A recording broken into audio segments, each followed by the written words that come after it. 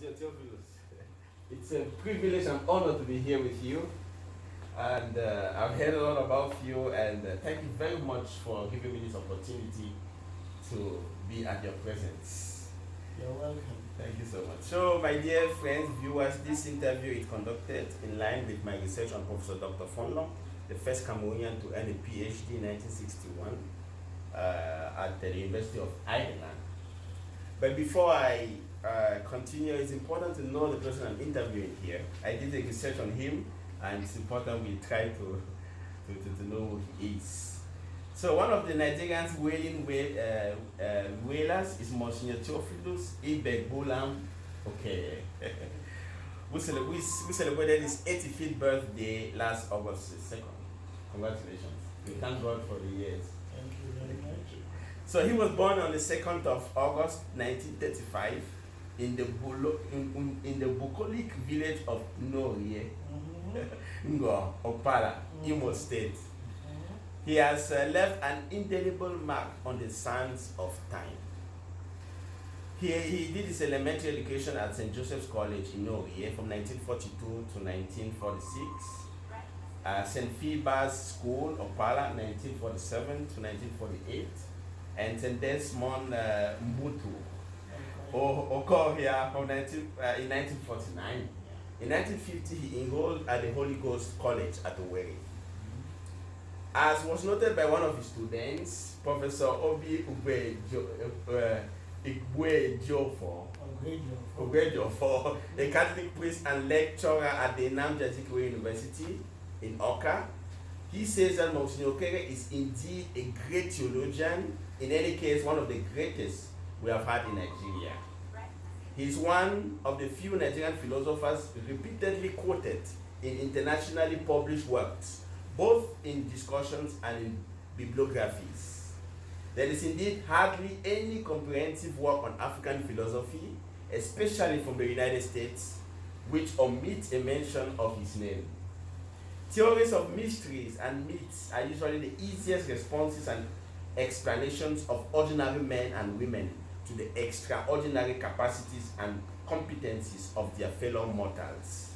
The connection here is that Msgr Theophilus Okere is an enigma to our generation, to the extent that his outstanding intellectual personality, uncommon achievements, has made us think that a God was sent to us in form of a human being. His angelic voice at mass and digital dexterity with the songs and musical instruments were the first and the only way we could make meaning of the biblical and Catholic assertions of the quality of voice and of songs the angels use daily, singing praises to God in the heavenly places.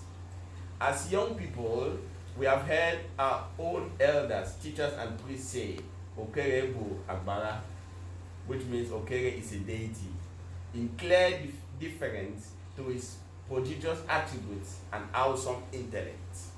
We have been awed by his intellectual records and breakthrough in Nigeria and in different parts of the world, particularly the noble record he left at Catholic University of Louvain in Belgium, which happens to be the oldest Catholic university in the world.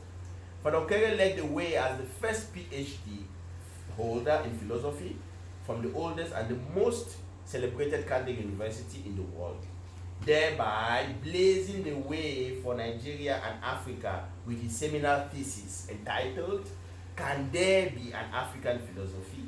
A Historical Hermeneutical Investigation into the Conditions of Its Possibility.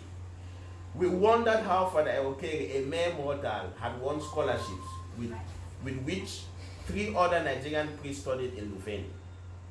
We have heard of his philosophical and theological prowess in Bigan Memorial Seminary in Enugu, where he lectured and revolutionized philosophy from 1972 to 1976, and in Bigan Memorial Seminary Ekuwem, now St. Joseph Major Seminary Ekuwem, from 1976 to 1983, where he also lectured and later served as rector before moving to establish a new major seminary in Owerri, the seat of Wisdom Seminary, as the rector and builder from 1983 to 1992. It was at the seat of Wisdom Seminary that some of Msgr Okere's anecdotes became accessible. Looking at his young and new students of philosophy at the seminary in the late 80s, Monsignor Theophilus was quoted to have told the seminarians, you have got the wisdom, you have got the seat, but yet to get the wisdom. And perhaps contemplating on the challenges at the rudimentary stages of the development of the seminary and its students said, the wisdom is not yet seated. As a man of quality and substance, he tended to promote innate grit in a human being than outward shadow when he said, height was not one of the characteristics of a Homo sapiens. Father Okeke visited Umuahia, Aziama, to see his old Catholic teacher and in-law, Michael Injim Nwoko, whom he credited with bringing football to the Nyorie, his community, for the first time in the 1940s. We have observed the high degree of Monsignor Okere's faithfulness to friendship and brotherhood in good and in bad times by the way he has related with his friend, schoolmate and brother priest Monsignor Clement Chimpu. Monsignor Theophilus left Nigeria on the 2nd of October 1962 for further studies at the University of Dublin, where he earned a Bachelor of Arts degree in English language and literature in 1965 and a PhD in philosophy from the Catholic University of Louvain from 1968 to 1971. There are few priests in the old Eastern region that did not pass through the academic and formative tutelage of this priest. Asked by a journalist to mention some of his big-time students, Monsignor Okere said, there are many of them in big jobs now. There are many of them in big jobs now, like the Archbishop of Onitsha, Valerian Okeke, the Archbishop Joseph Ekuwem of Calabar, Bishop Callistus Onaga of Enugu, Bishop Godfrey Igwebuike Onah of Nsukka, and Bishop Lucius Ugorji of Umuahia were all his students. The measure of his greatness can be gleaned from the fact that out of the 16 Catholic dioceses in the old Eastern region of Nigeria, made up of 9 states, only the Archbishop of Owerri and bishops of Nyewi and Abakaliki did not pass through his tutelage. Monsignor Okere served as consultor to the Vatican Dicastery and the Pontifical Council for Dialogue with non-believers from 1985 to 1990. He was also the founding editor of Journal of the Catholic Theological Association of Nigeria, Catan, and its first president. On leaving the seminary system after 20 years of service, he taught as a professor of philosophy at the Jesuit University in Philadelphia, United States of America from 1992 to 1999. Since his return in 1999, he has been the initiator as well as the first president of the Welland Research Academy for Religion, Culture and Society, founded in memory of the first bishop of Owerri, Bishop Joseph Bredan Welland, CSSP. Despite the burden of administrative and pastoral duties of running and managing senior seminaries, Monsignor Okere found time to do some notable book publications, such as African Philosophy, a historical hermeneutical investigation, identity and challenge, Nigerian philosophical series, religion and culture, public lectures in Washington, D.C., Rome, and in his alma mater, Louvain, Belgium. Professor Okere was the guest lecturer of the Igbo Lecture, 1997, Ahiajoku Lecture, 2007, amidst many articles in national and international journals. Monsignor Theophilus is a deep thinker. Reflecting on the Nigerian situation and his regrets, he says, if you think that we have made progress, can we not see today how much we have gone down the hill again? Not only on superstition, but the things like armed robbery and kidnapping in Igbo land. Robbery and thieving were such a taboo in Igbo society, but today it is the in thing. And since most of us here in Igbo land are Catholics, most of the thieves are Catholics, and yet are asking me what I regret. you can see my regret, because as I go now into the evening of my life, I begin to wonder what I achieved in the morning of my life. What has it come to? Of course, I can always console myself, as I often do, with Jesus. But there will be another generation of church.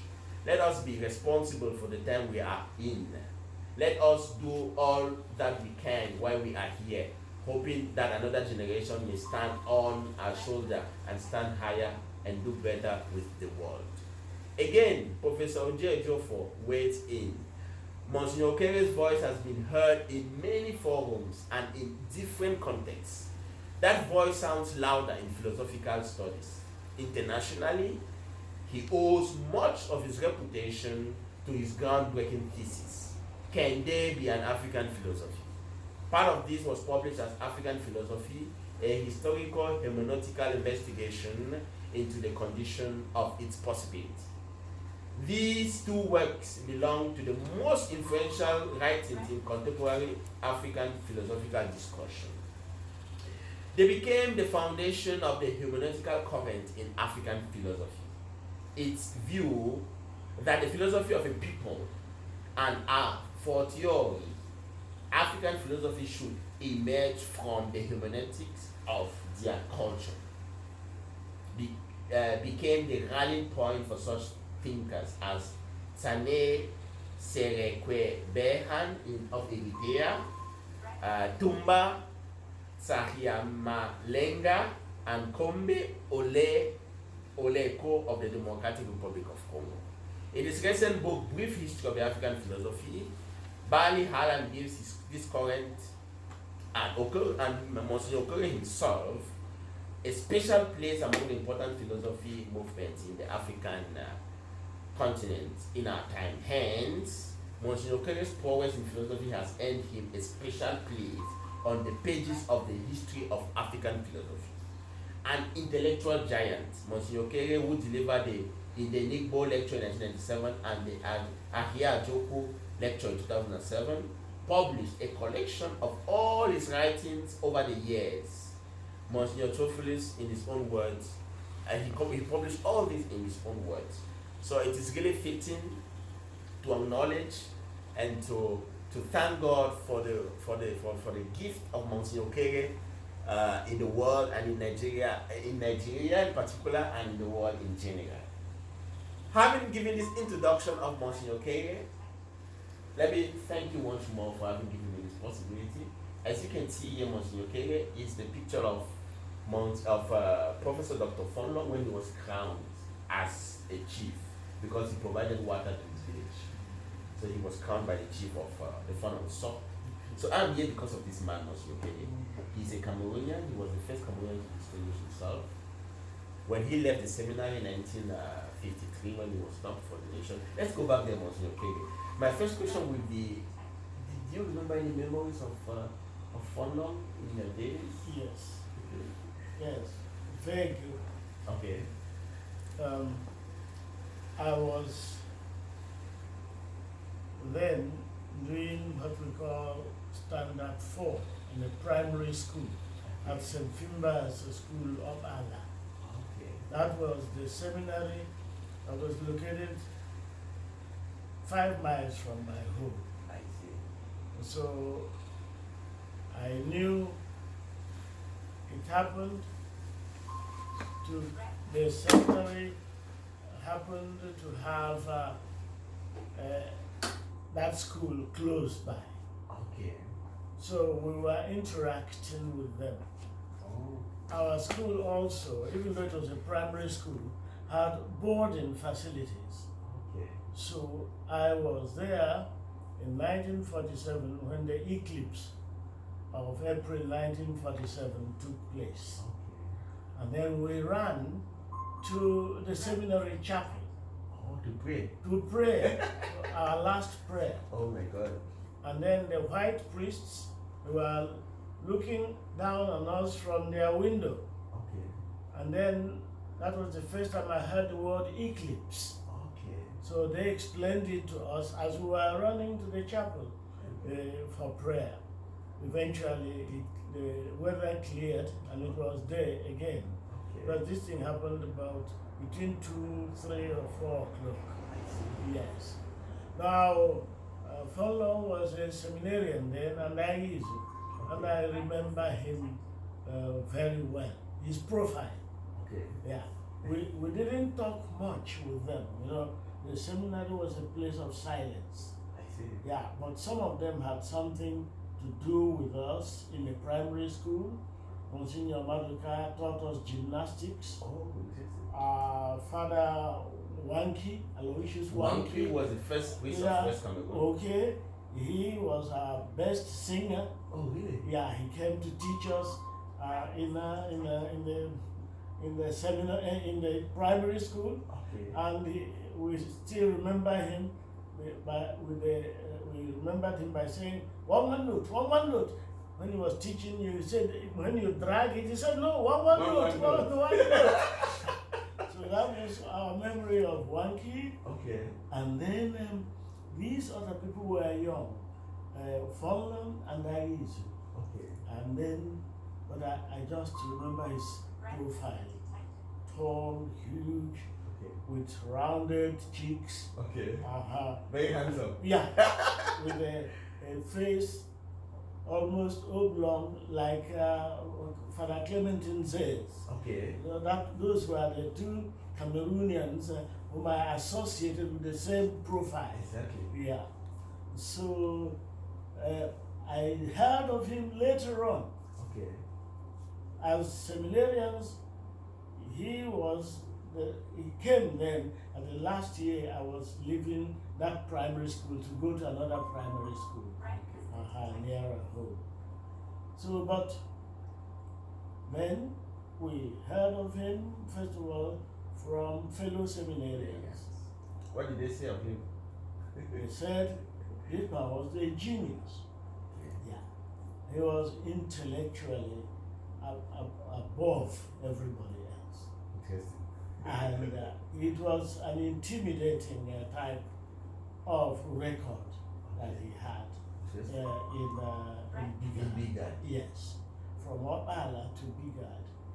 And intimidating in the sense that also what happened to him and his vocation must be somehow attributed to probably the personality that he built up that did not fit into what the priest formators, those in charge of the seminary, what they thought of an African and his limits. I think that has been one of the undeclared reasons for the harshness with which they terminated his vocation. Not accusing him of anything. And then also he made matters worse by the dignity and the equanimity with which he accepted that. He just showed them that he was above any emotional. Yeah. So this is, I think, one of my own interpretations. But I still insist that you must consult Monsignor Aizu a little more and longer. Alphonsus. You must extract from him a little more than what he has written. And then let him tell you his own. This was his, if you like, in the seminary we were told not to have particular friends. Oh, really? Yeah. That was forbidden. Oh, that was forbidden. Why do you think so? Well, I don't know. We can go into that. But they didn't want any particular friendship because they wanted you to be open to everybody. That was the thing. But realistically and psychologically, everybody needs someone to whom he can intimate least one last person or instance, resort, to whom he can then open his mind. Yeah. So, this Saizu must have a lot more. Yes. No, he yesterday for 3 hours he told me a lot. Good. Which we are going to see later. Good. I will send to you. So he said he has been there, he came to his ordination after seeing his own disappointment. Exactly. He came and celebrated. He came and served at Mass. The following day. I mean, the humility of the man. Many ex-seminarians, and there have been many, they would resent. That's true. They don't even go to church anymore. They get angry with the rector, system, everything. Yeah. But you can see this man had a spirituality. Which was profound. Yeah. So that would be my immediate response to what the rest you can have it in writing. Okay. What I have here. Monsignor, there's a very interesting statement which Cardinal Rinzen mentioned on the 26th of August from the Vatican City. This is what he says. He says, Dr. Fonlon was a man of high ideals. Yes. He prayed. Yes. He said the Latin Breviary daily. He loved the church. Yes. He was not bitter that he was not ordained a priest. In my view, it was an administrative mistake of his superiors that he was not ordained. It seems to me, he says, that they did not understand him enough. He was a type of professorial intellectual who may not seem to, who seem not the routine parish priest. As a university professor, he could have answered many needs of the church. However, as a lay person, he also did much good. Very good. That's exactly what I say here. In the colonial days, the seminary was a seminarium, a seed bed, where in silence and quiet, study and prayer, the priest was being formed. No flamboyance, no acknowledgement, much less display of talent, especially intellectual talent. We had in Bigad and Opala real geniuses like Maduka. Monsignor Maduka. The Monsignor is essential one. Yes. It's important we know Monsignor is presently he's not retired. He never goes to retirement. He's writing on Monsignor Maduka. Yes. Could you tell us more about Monsignor Maduka? Was he a bishop? No. A Monsignor. He died a few years now. But he had other talents. I see. He was an artist. Wow. And he was a culture man. Man of culture. Yeah, because what I'm writing about him under the framework of inculturation.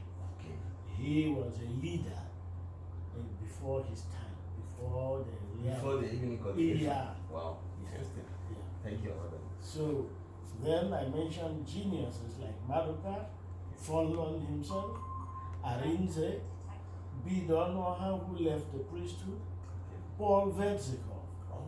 Did you ever meet Paul Vetzikov? He was just a class ahead of me. Tell us more about Paul. You know, his beatification, his launching of beatification was done last January. I didn't know. Yeah, it has been launched by the Archdiocese of Bamenda, where he was Archbishop. Yes. Who is the Archbishop now? Presently, the Archbishop Andrew Kia. Nkia is a young priest. You wouldn't know him, but you will know Bishop Cornelius Eso. Yeah, of course. Who was there before. Yes. And Francis Lisinge, the Bishop of Manfe. Exactly. Yeah. Please tell us more about Paul Vetzikov. Vetzikov? Yeah. I will. Not here. Not here. Let me tidy this up. Okay. But was mostly, I mentioned these as talents, brilliant talents, but it was mostly hidden talent. And the case of a desert flower and a desert rose spending its sweetness in the desert air. It was unappreciated. By anybody. And these people were geniuses in their own various areas. Fonlon, however, remained the name to invoke over the generations, not just his classmates. An unforgettable genius. Perhaps because everyone regrets is not making it into the priesthood to honor our ranks. That's true.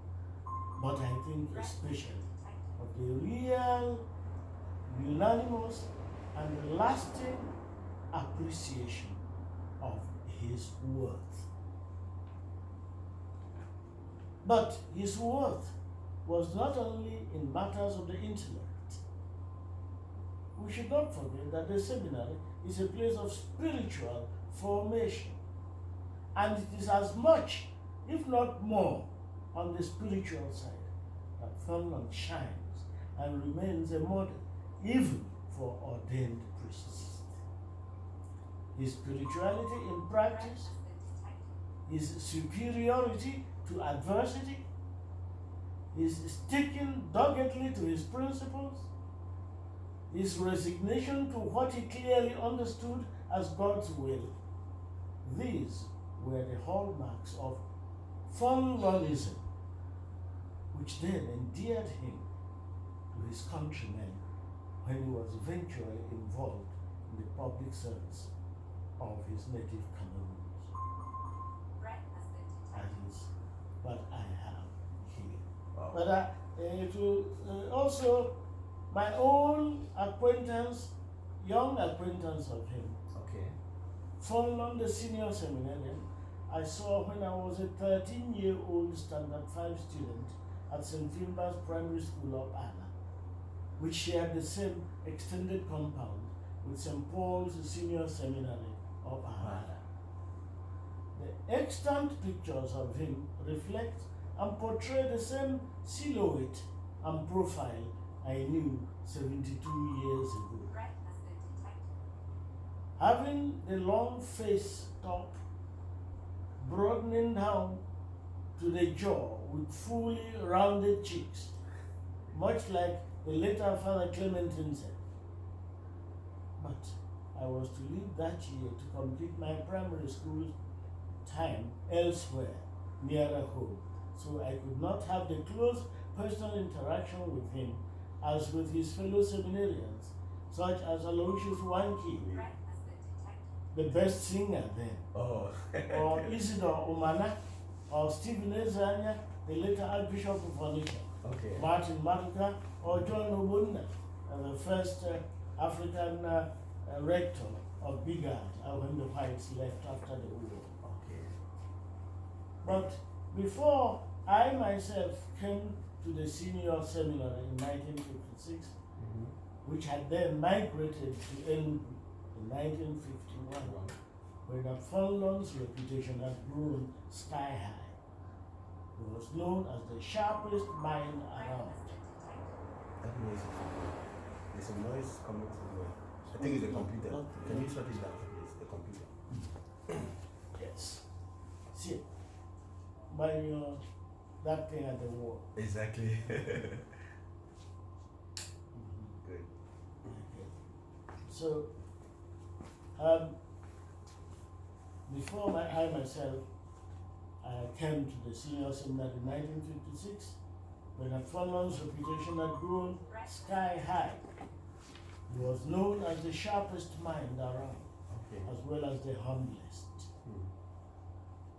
At Bigard, I interacted personally with other Cameroonians like Clement Nze, Pius Hawa, Charles Archer, and especially Paul Vedzikov, who all had the highest opinion of this legendary talent and genius. But it was his classmate and friend, Right Reverend Monsignor Alphonsus Ayizi, whose priestly ordination was the first I ever attended, and who today at 95 is Nigeria's oldest priest, who let me further know the depth of the solid spiritual